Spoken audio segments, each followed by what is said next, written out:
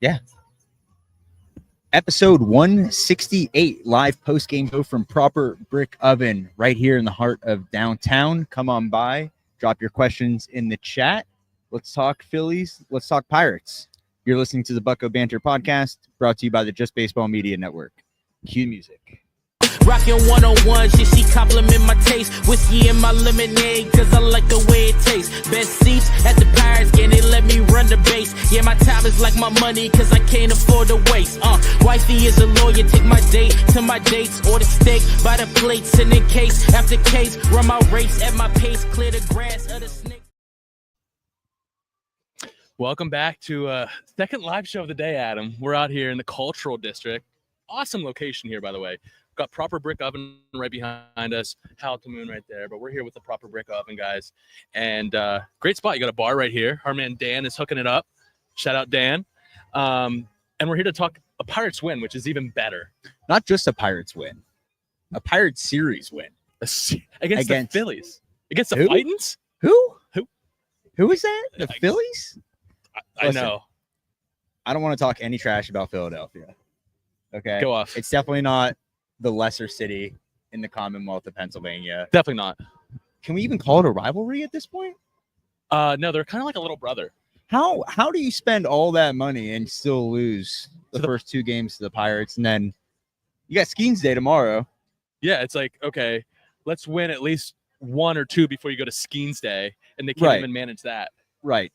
So there was a lot of Philadelphia Phillies fans at PNC Park. I'm glad they came and enjoyed PNC, Pittsburgh. You know, I'm glad they showed up from Monroeville or 2 hours outside of Philly, wherever they come from. Right. Yeah, you know, it was good to see an opposing team's fans make the short trek to PNC Park. Right. They definitely had to deal with that Squirrel Hill tunnel traffic. Oh, man. It's going to be even worse on the way out. On the way back, yeah, you're going to have to sit in silence listening to dreams and nightmares. Anyways, let's talk about the game. They took one yesterday. We talked about in the morning show at Allegheny. Again, we're here at before you want to go a little bit more. A little bit more. Do you think on their way out? Do you think they're going to grab some sheets? There's not a Wawa in sight. I mean, I'd much rather have sheets anyway. Right. So maybe get some Permani Bros, some fries on rather than a sloppy cheesesteak or whatever they have in Philly. I don't know. Absolutely gross. Absolutely gross. Let's talk about the game. All right. We talked about it at the morning live show. They took one yesterday, and then they took today 2-1. Okay. We were there early today. We didn't talk to any Pittsburgh Pirates today. No. Okay. It was a pretty slow day on the field for the Pirates, but we did talk to a couple Philadelphia Phillies today, and we're going to be having those videos come out later. Who did we talk to today? So we talked with Nick Castellanos first. Dwayne Reeder from the Clemente Museum has a good relationship with Nick Castellanos. He connected us. Nick Castellanos is a big supporter of the museum. Clemente Museum is awesome. A lot of the opposing players love to visit there when they're in town. So Nick Castellanos was awesome. And we also talked to Kyle Schwarber, who was very generous with his time. And, awesome to talk to. Talked to Kyle Schwarber, hit a bomb the first inning off of Andrew Heaney, who absolutely dealt today. Let's get into the game. Yep. First inning, off to, he only threw, I think, 10 pitches in the first inning. One of them was a Kyle Schwarber absolute tank. We watched him in BP today. I don't think he hit a ball that wasn't out of the park. We were laughing. It was crazy. We were laughing because he was hitting it over the Miller Lite bar. Yeah. Which is, and it looked effortless. Like he was doing it more than once. Right. It was a home run derby. It was just gross. His BP was insane. It was comical to watch, especially that close. But yeah, it was fun, man. Fun to be on the field. We've had quite a long day. Long day. First inning, Schwarber bomb, and then Heaney absolutely deals into the seventh. Yeah. Throws an errant fastball, gets taken out of the game. We don't know what's going on with that right now. Yeah. But listen, we talked about maybe some bullpen woes here and there. You got some injuries happening. They've been lights out. Like absolutely dominant. You had today Isaac Mattson, friend of the pod, come in with a runner on third. No outs. No outs. And absolutely shut the door. So he got a strikeout of Castellanos, and he got a weak fly ball to right field where it was too shallow for the guy to tag. I don't know who was at third base at the time to tag from third base, and then an out, another fly out to center field. to end the inning. I mean, it's not easy to go in with a guy on third, no outs, and shut the door like that. So Madsen, I think he should be, and maybe I'm biased. Like I think he should be in the bullpen for the rest of the season. I think he's earned it. I think he looks great out there. He's a bulldog on the mound, and I think he provides some good, valuable middle relief innings. Absolutely. And then you had Dennis Santana come in, throw a clean inning with 1 strikeout, and then you had David Bednar come in and shut the door. He looks good. Yeah. Yesterday we talked about him being pretty much back, but not fully back. He looks like he's comfortable now.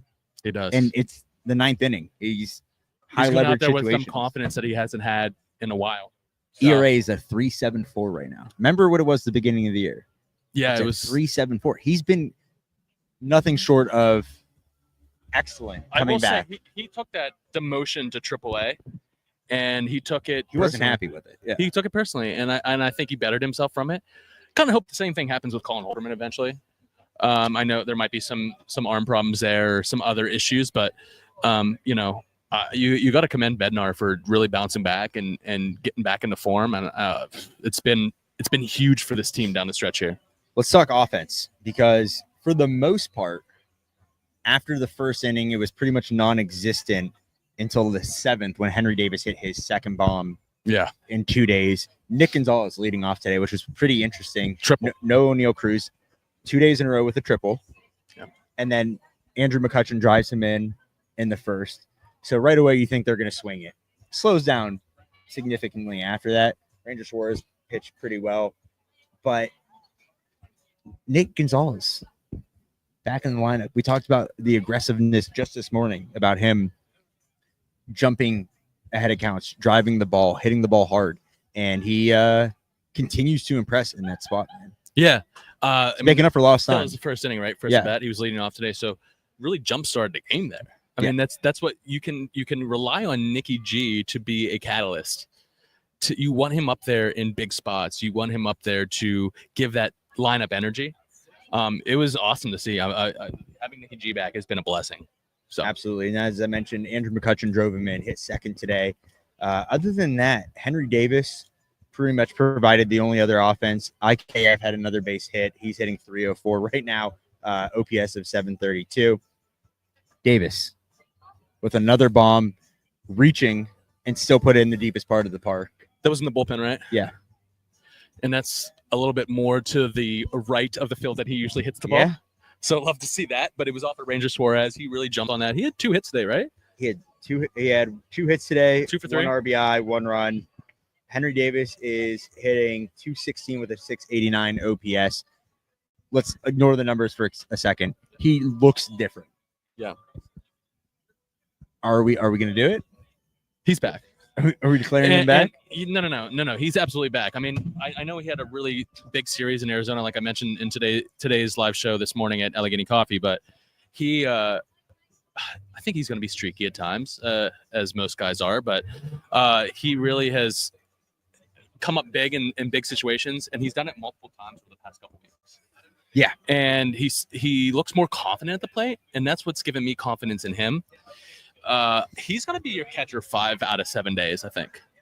As he should be. As he should be. As he should be. He also gives you the best chance to throwing out runners Yeah. right now. Outside Endy, I mean, Endy has a great pop time, but it's not looking good. No, we saw him on the field today. He came out without, cleats on. He was kind of just like stretching and stuff like that. But it doesn't sound good on the Endy front. And I feel bad for him, man. He has not been able to get consistent reps in and be in the lineup, more than, so many games at a time. It's a weird situation, too, because, you expected it to be Davis and Endy, right? Yeah. You never expected Bart to be in the equation. Then you Yeah. throw Bart in, and he does well. And now you have 3 catchers, and Endy can't stay healthy. So it's going to be the same situation where when he is healthy, how much playing time is he really going to get? Because now he's not playing first base. Maybe he will eventually, but Endy's best side is what, his left side? Yeah. So you're not platooning him to hit right. with Spencer Horwitz. Yeah. Right. You're going to just put Horwitz over there. And Horwitz didn't play today. They put Triolo over at first base, which Triolo getting multiple starts in a row is pretty interesting. Yeah, I thought maybe tomorrow would be the day that Horwitz got the day off, with Sanchez being more of like a power arm Right. from the left side. But yeah, it is interesting. And he actually had a big swing today that was robbed by Johan Rojas, man. Like, that guy's got insane range. Right.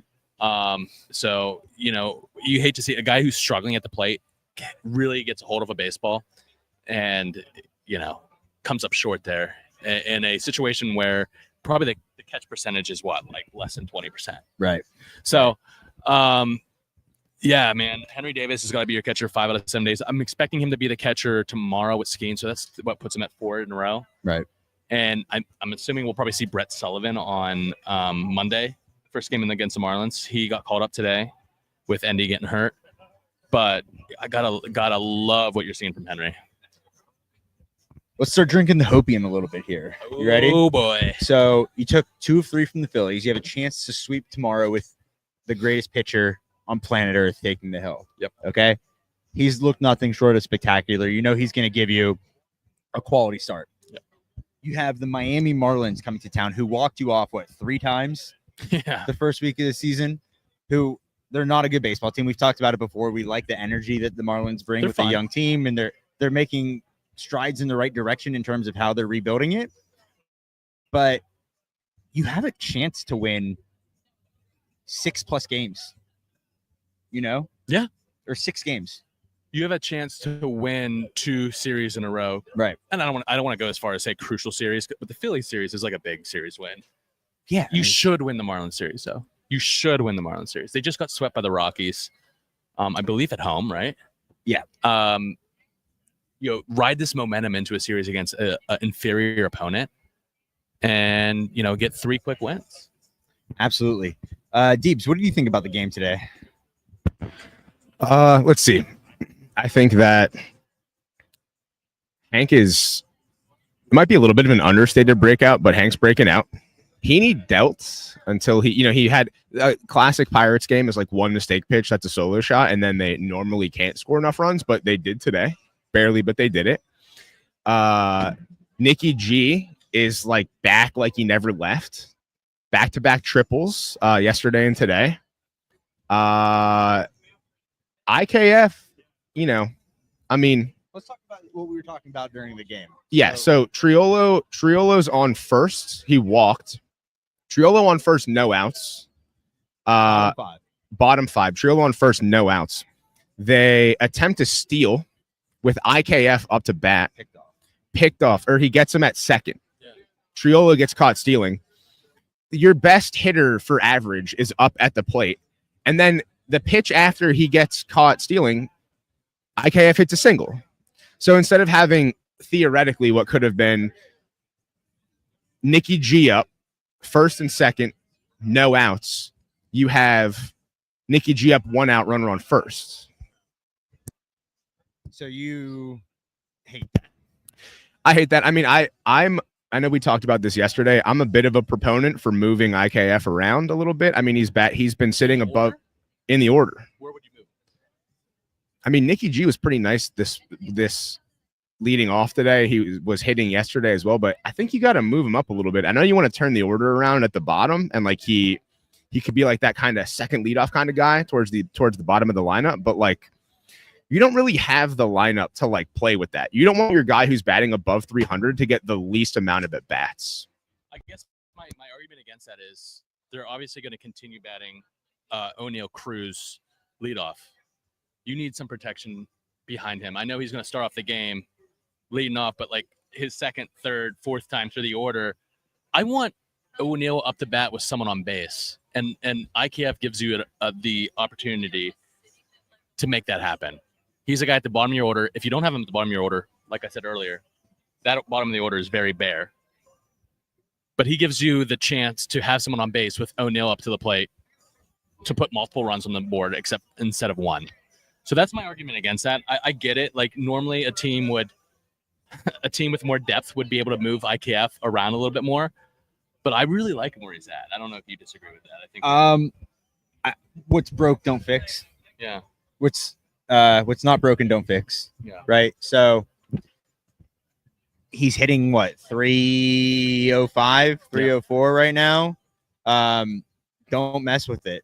Right. That's also probably going to be one of your main pieces to move in the next couple month or so, right? Yeah. So like if he continues to be a singles machine and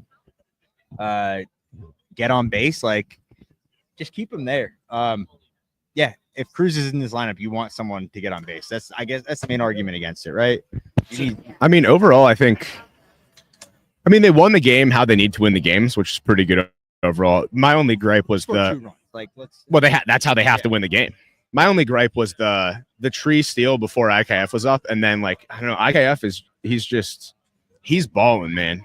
Like tough to see him get the least amount of at bats, but like you're hoping that he's on base for Cruz the next time around, right? Like, right. Overall, they played a good game.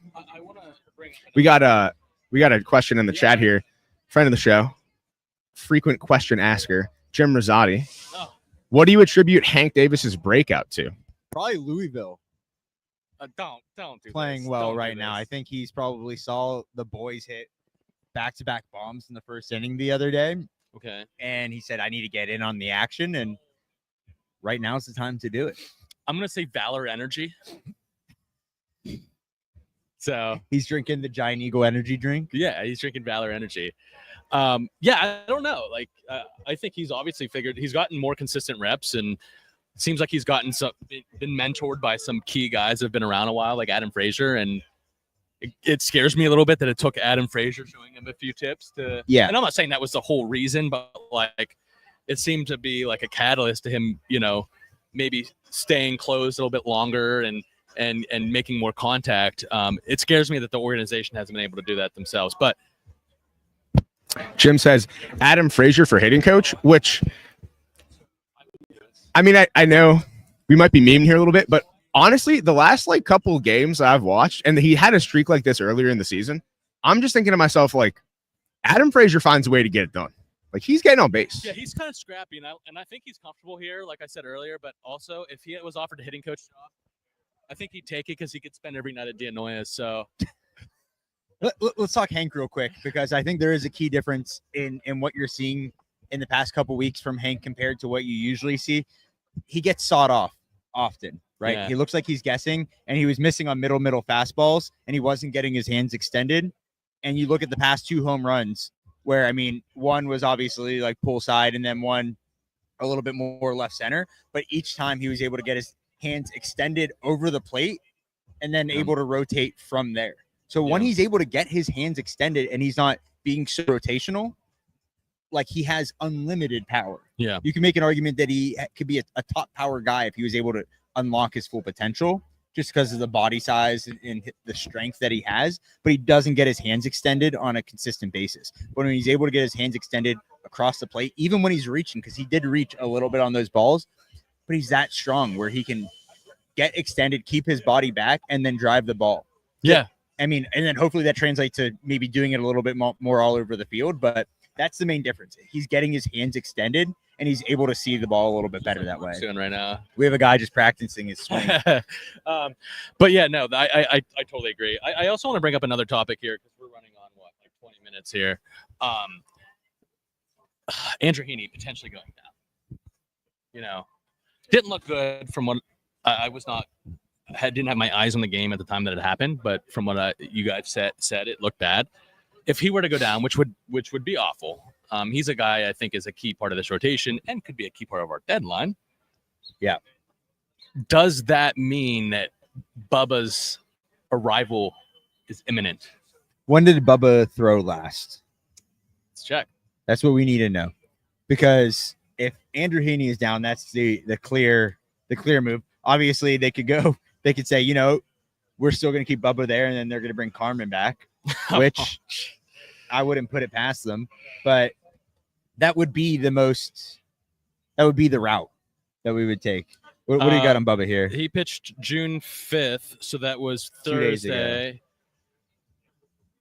He could pitch Tuesday or Wednesday. Okay. Against the Marlins. And then who would be lined up for the Pirates then? It would be Keller Burrows. Yeah. So Keller Burrows, Falter. So you could push one of them back and squeeze Bubba in there. Maybe for Burrows. I know Burrows just had a good outing, but we're going to have to make something work here, and eventually you have to do something. So what better time than now? I think anytime a guy gets pulled from a game, I know he went what 6 and He was into the 7th 1/3. inning, Yeah. right? So like wasn't a bad outing. I mean, it was an incredible outing, but like I don't know if it was more precautionary. It's like, hey, listen, you already dealt. Yeah. Like, let's get the bullpen involved at this point. We're probably going to pull you soon, anyways. But I mean, he was pretty efficient today too. Yeah. But probably not going to want to risk anything, especially if you want him to be healthy at the deadline. Yeah. To try and move him. So just let's call up the young bucks. Yeah, man. I think it's about time we see Bubba, and I think it'll be even more exciting if we come off this series win, and we win another series. Fingers crossed against the Marlins. You know, go into the road trip hot, and you got Bubba Chandler on the roster. I think you provide a little momentum, Right. and you give people a reason, not necessarily the only reason, but a reason to come out to the ballpark more. So, just something I thought of when I saw Heaney go down, because you think like, where is Bubba going to slot in this rotation? Obviously, you make room for a guy like Bubba Chandler, but right now you got a very fully healthy rotation. And do you want to send any of these guys down? No, unless you make a trade. So unfortunately, it would take an injury like this, unfortunately, to get Bubba into that mix. I 100% agree. So we got Skeens tomorrow. Yeah. Christopher Sanchez, 3-pitch guy, sinker, changeup guy, throws harder. He's going to be more of a power arm than Ranger Suarez would say, who's more of a dotting, inducing weak contact. He pitched really well he did not pitch against us in Philly because Mick Abel got the start. So it's the first time seeing him this year, but it'd be a tougher matchup than Ranger today. Yeah, it's 3. I mean, it was a bullpen game yesterday, but two really tough matchups. And but you got your horse going tomorrow. So fingers crossed we'll be there. We'll get there early, but really just gonna try and enjoy the Skeens day tomorrow. Let's score some runs behind Paul, huh? That would be a good idea. So that was, I mean, we talked live show at Allegheny Coffee and Tea, not the one this morning, the past one. We put together the ideal lineup, right? And like we're pretty close to the ideal lineup right now. And they haven't been scoring that many runs, right? Like the only thing missing is really like a Bart for Hank spot, but Hank's been hitting. Even if you add Bubba to the rotation, how do you make sure you score enough runs to not lose these 2-1, 1-0 games? How do you score more runs? You want to take this one? You gotta. So usually there's multiple ways to get on base, right? So either walk, walk, strike 3, hit by pitch, strike 3, drop ball, get the first, catcher's interference. Hey, listen, you say that Hank got on catcher's interference the other day. Well, we're just listening. You asked. So right. So then those guys get on, and then usually you have to find a way to get a guy from one of the bases to home, and then that counts as 1 run. And then usually by the end of the game, if you have more than the other team, you win. So we need the idea. Do you think this is why they don't score? You think this is the whole? Maybe we need to put more of an emphasis on just let's get. Do you think think they just don't know? I think maybe it just might be a philosophical issue with the organization. In all seriousness, I mean, that is serious. But in all seriousness, it's getting creative with manufacturing runs, and that's easier said than done, right?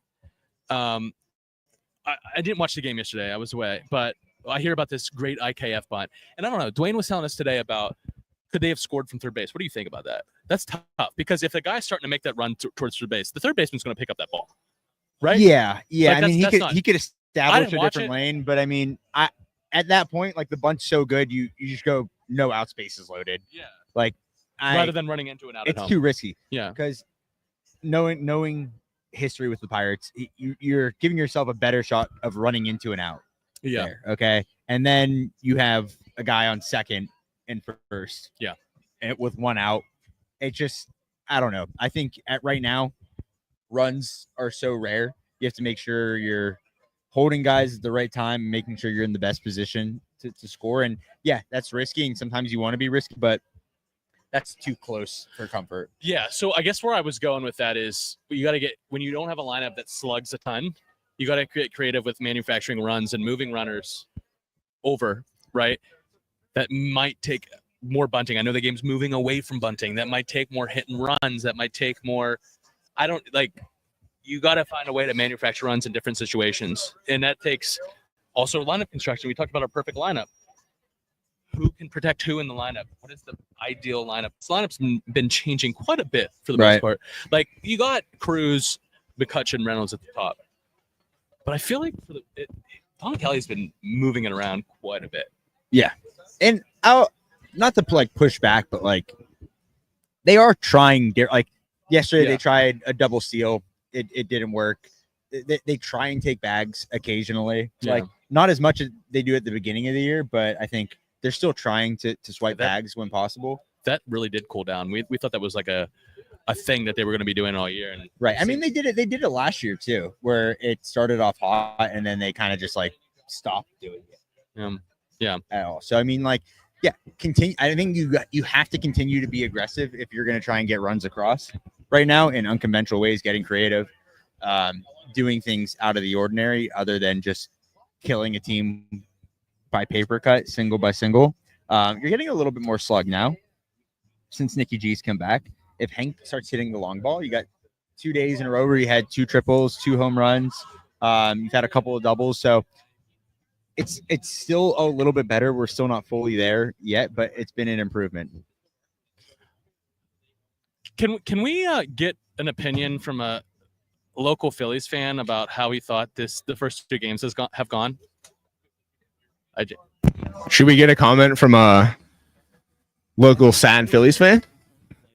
Getting back, Zach. Hi guys. A listener of the show, a friend, Zach. I just want you to know that I'm not going to give you a shoulder to cry on, but it's going to be okay. Okay. I don't know. What do you think? What went wrong for the Phillies in the first 2 games? I just want to hear an opposite perspective. Just poor situational hitting. Okay. Injuries are not benefiting us right now. Bryce going on the IL. Pitches with a guy on third with no outs. Yep. Again, goes back to poor situational hitting. The entire offense has just really been Turner and Schwarber this past series. Schwarber's a dog, dude. Absolute dog. But, it's when your entire offense is the 1-2 of your lineup, 3 through 9 really not contributing much. We know a thing or two about that. What about the bullpen? The bullpen with the Phillies seems to shaky. Like definitely need some help, but definitely need an added arm. The deadline with Alvarado on suspension, not eligible postseason. Let me ask you a question. This will be our last question. We'll let you go. We won't torture you anymore about your 2 losses to start the series and lose it. Would you take a David Bednar or Dennis St. John at the deadline? Santana would sound lovely. Bednar, he's shooting really well. He has, but I feel like he's going to fall back to earth. I think last year he was overused. That's why he wasn't great at the end of last year. I think it's going to be a similar situation this year. But since Hannah's looking great, I think he'd be a great addition. Okay. Yeah. Good to know. Thanks for your input, Zach. Appreciate it.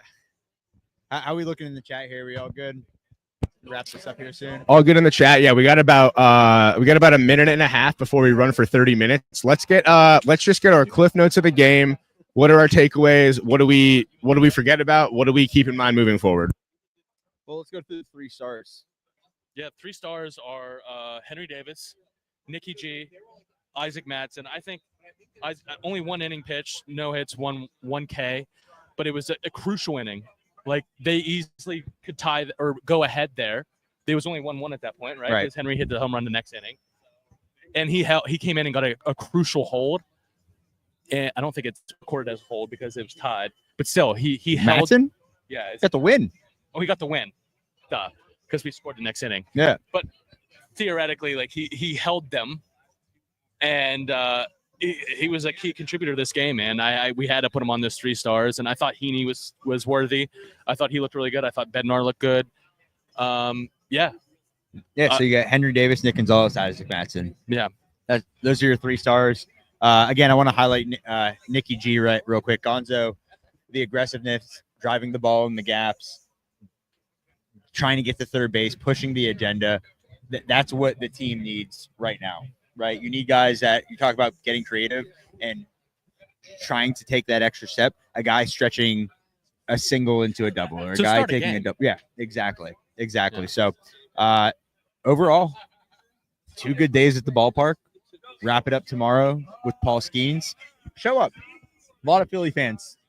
today. Yeah. Too many Philly fans. I understand they're going to be there. Let's send them home. 3 Yeah. losses in a row. Let's send them on down the turnpike. All right. Down the turnpike. Through Hold the on. Squirrel Hill Tunnel. Real quick. We got maybe a special guest coming Oh, right around the do corner. we have a here. special guest?